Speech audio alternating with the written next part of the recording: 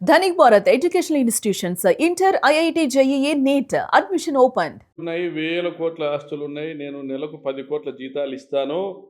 నియోజకవర్గంలో ఏ ఆదాయము నాకు వద్దు అని మీ కార్యకర్తలందరికీ చెప్పి ఎలక్షన్ చేయించుకున్నాం. బ్రాందీ షాపులు దాదాపుగా 376 బెల్ట్ షాపులు పెట్టుకున్నావు. పరిటాల శ్రీరామ్ మాదిరి నువ్వు కూడా ఒక క్వార్టర్కి 50 రూపాయలు ఎంఆర్పి మీద అదనంగా వసూలు చేస్తున్నావు. 100 కోట్లు కొల్లగొడుతున్నావు. నువ్వు అదే చెప్పినావు, శ్రీరాము అదే చెప్పినాడు. బ్రాందీ షాప్లో వచ్చే ఆదాయాలు కనీసం 1000 మంది కార్యకర్తలకు ఒక్కొక్కరికి 10 లక్షల రూపాయలు చొప్పున పంపిణీ చేస్తాము అని. ఎంతమందికి ఇచ్చినావు బాబు? సురేంద్ర బాబు, నువ్వెంతమందికి ఇచ్చినావు నాయన? శ్రీరామ్ బాబు, ఎవరికి ఇచ్చినారు? ఎదురు చూస్తున్నారు మీ కార్యకర్తలు. మీరేమో బలుస్తానే ఉన్నారు. ఇవి కాదని ఇక మన బీటీపీ ప్రాజెక్టు పూర్తి కాలే. మా రంగయ్య ఏమో మాధవ్ని వేసుకొని, ఆ మహాలక్ష్మిని వేసుకొని ఈ NH 544D ఈ హైవే తీసుకొచ్చా. గడ్కరీ దగ్గర తిరిగి పనులు నువ్వే చేసుకుంటివి. అనంతపురంలో నీలం సంజయ్ రెడ్డి ఫ్లైఓవర్ నుంచి పంగల్ రోడ్డు వరకు వర్క్ తెచ్చా, నువ్వే చేసుకుంటివి. సోమలదొడ్డి నుంచి కలెక్టర్ ఆఫీస్ వరకు వైడనింగ్ వర్క్ తీసుకొచ్చిరి మా ఎంపీలు, నువ్వే చేసుకుంటివి. వాళ్ళు తెచ్చిన పనుల మీద నువ్వు సంపాదించి మళ్ళీ అదే రంగయ్య మీద ఖర్చు పెట్టి 100 కోట్లు ఖర్చు పెట్టి గెలిస్తావు. మరి ఇవన్నీ సాలలే. 2014లో మీ ప్రభుత్వం వస్తానే హంద్రీనివా కాంట్రాక్టులు ఆ రోజు దాదాపుగా 90 కోట్ల పనులు చేజెక్కించుకొని 200 కోట్ల బిల్లులు చేసుకుంటుంది. నువ్వేదో సీత మాదిరి మాట్లాడుతున్నావు. నేను నష్టంలో పనులు తీసుకున్నానన్నావు. మరి నష్టంలో పనులు తీసుకునేంత త్యాగమూర్తి అయితే 90 కోట్ల పనులను 200 కోట్ల బిల్లులు ఎట్లా చేసుకుంటావప్పా? మళ్ళీ ఆ రోజే మీకోసం ఎదిగినాను, మీ బంధువుల దగ్గర పోయినాను ప్రొద్దుటూరికి, మీకు 10 కోట్లైనా ఇవ్వాలనుకున్నా పొద్దు అని మాతో కథలు ఎందుకు చెప్తివి? జగన్మోహన్ రెడ్డి నిన్ను గేట్లు దాటనీలే. నువ్వు ప్రకాష్ రెడ్డి వర్కులు కొట్టినవరనైనా నువ్వు రావద్దు మా కాటికి. నువ్వు ఎలక్షన్లకు ముందు మా పార్టీ వాళ్ళకు ఒక 4-5 ఎవరికెవరికి ఎలక్షన్లకు చందాలు ఇచ్చినావు, వాళ్ళని పిలుచుకొని అన్ని ప్రయత్నాలు చేసినావు. ఏది కుదరకపోతే మళ్ళీ నా కాటికి వచ్చినావు. ఇది నీ బతుకు. మళ్ళీ అవన్నీ సాలవు.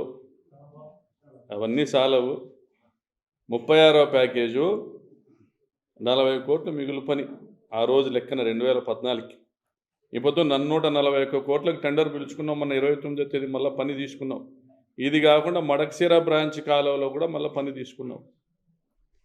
వెడల్పు చేసేదానికి, కాలువ నిర్మాణానికి 4 రెట్లు అంచనాలు వేసుకున్నారు. మడకశిర బ్రాంచ్ కాలువకు 70 రూపాయలు మట్టి పని అయితే 370 రూపాయలు రేటు పెట్టుకున్నారు. మరి 36వ ప్యాకేజీలో 40 కోట్ల పనుల్ని, మిగిలిన పనిని 140 కోట్లకు చేసుకున్నావు. ఎవరికి ఎన్ని పంచుతున్నావా? లోకేష్కి ఎంత ఇస్తున్నావు? ఎమ్మెల్యేలకు ఎంత ఇస్తున్నావు? ఇంతగా నిన్ను మేపుతున్నారే. బాగా తిని బలుసు సురేంద్ర.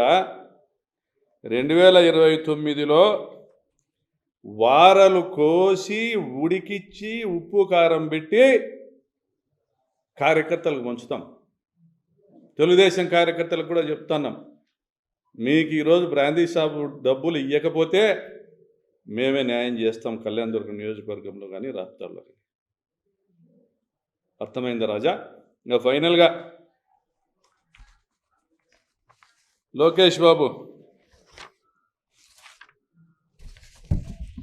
మీ ఎమ్మెల్యేలో, మీ శిష్యులో, మీ బినామీలో నువ్వు చాలా తప్పు టీంతో ప్రయాణం చేస్తున్నావు. నీ సావాసాలు కరెక్ట్ కాదు.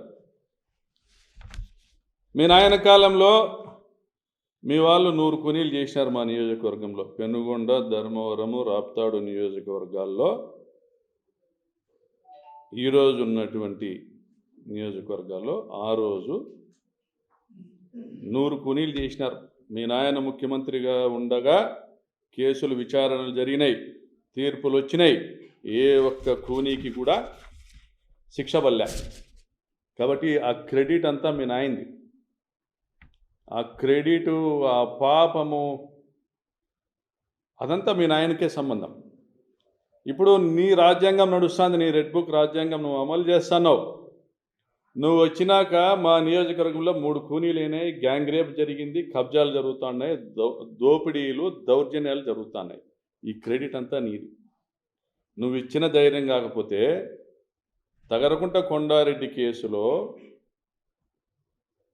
బాధితుల ఇళ్ళకి ముద్దాయిలు పోయి బెదిరిస్తారా? బెదిరించి మాకు అనుకూలంగా సాక్ష్యం చెప్పండి అని బెదిరిస్తారా? అంత ధైర్యం ఎక్కడి నుంచి వచ్చిందయ్యా నా కొడుకులకి? నువ్వు ఇచ్చింది కాదా? ఆలోచన చేసుకో. నీకు ఇచ్చిన అధికారం ఎవరికి ఉపయోగిస్తున్నావు? ఎవరికి ఉపయోగిస్తున్నావు బాబు లోకేషా? మా మహానటి, మా మిత్రుడు, మా పార్టీలో ప్రముఖుడైనటువంటి కొడాలి నానికి సాష్టాంగ నమస్కారం చేసి గన్మెన్లు తెచ్చుకుంది. తనకు 2+2, తన ఉత్తుత్త కుమారునికి 1+1. అంతేనా? మైనింగ్ శాఖ కూడా ఆమె ఏం అడిగితే అది చేసింది. ఆమె సివిల్ సప్లైస్ ట్రాన్స్పోర్ట్ కాంట్రాక్ట్లు కొనసాగినాయి. మరి ఈ మర్మం ఏంది లోకేషా? నువ్వే పంపించినావా అని పని జరుపుకోమని. చివరిగా కొసుమర్పు ఆమె దగ్గర ఓఎస్టీగా పనిచేసినటువంటి ఒక అధికారి ఈ మధ్య మాట్లాడుతున్నాడంట. మా పార్టీలోకి మీ సీనియర్ నాయకుడు ఒక ఆయన వచ్చినాడు. ఆయన మొన్న మా బాస్తో చెప్తాండే, అన్నా సునీతం అంటాందంట, ఆ ఓఎస్టీ సోన్సో రెడ్డి చెప్పినాడు, ఇప్పుడు ఎలక్షన్ పెడితే కూడా 150 సీట్లు జగన్ గెలుస్తాడు అని అంటాందంటనా అని చెప్తున్నాడు. ఇట్లా ఆల్రెడీ మా బాస్కు ప్రేమ లేఖలు వస్తున్నాయి. నాకు తెలిసింది ఇది ఒకటేనబ్బా, తెలియకుండా ఎన్ని లేఖలు వచ్చినాయో నువ్వే చూసుకున్నాయినా. 29లో ఏడుంటావో ఏమో, జాగ్రత్త పడు. చివరిగా చెప్తానా సురేంద్ర, 2029లో జగనన్న సీఎం అయ్యేంత వరకు ఏ త్యాగాలైనా చేస్తాం. తర్వాత జగనన్న మాట కూడా వినము. 2029 తర్వాత జరిగేదిడా, అమలయ్యేదిడా తోపుదుర్తి రాజ్యాంగమే. ఖబర్దార్. ఊచలు లెక్క పెట్టిస్తామో, సిబిఐ ఎంక్వైరీలు వేస్తామో. మీరు దోచుకున్న సొమ్మును ధర్మవడ్డీతో, ఎంతన్నా ధర్మవడ్డీ అంటే ₹1.5 వడ్డీతో వసూలు చేసి మీ కార్యకర్తలకు, మా కార్యకర్తలకు కూడా పంచుదాము. ఇదైతే ఫిక్స్.